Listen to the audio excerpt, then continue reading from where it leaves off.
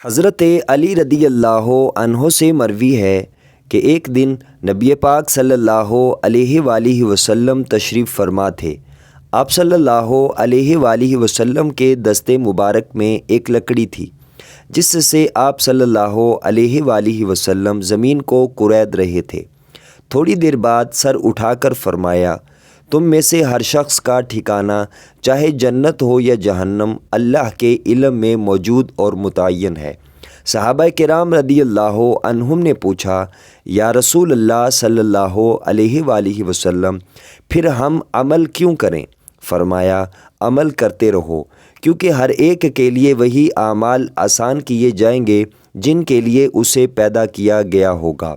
پھر آپ صلی اللہ علیہ وآلہ وسلم نے قرآن کی یہ آیت تلاوت فرمائی جس کا ترجمہ ہے کہ جس شخص نے دیا، تقوی اختیار کیا اور اچھی بات کی تصدیق کی تو ہم اس کے لیے آسانی کے اسباب پیدا کر دیں گے، اور جو شخص بخل اختیار کرے، اپنے آپ کو مستغنی ظاہر کرے اور اچھی بات کی تکذیب کرے تو ہم اس کے لیے تنگی کے اسباب پیدا کر دیں گے۔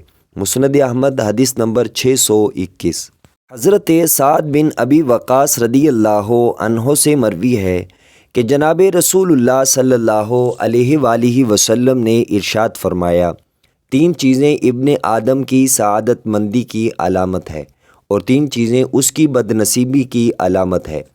ابن آدم کی خوش نصیبی تو یہ ہے کہ اسے نیک بیوی ملے، اچھی رہائش ملے اور عمدہ سواری ملے، جبکہ اس کی بد نصیبی یہ ہے کہ اسے بری بیوی ملے، بری رہائش ملے اور بری سواری ملے۔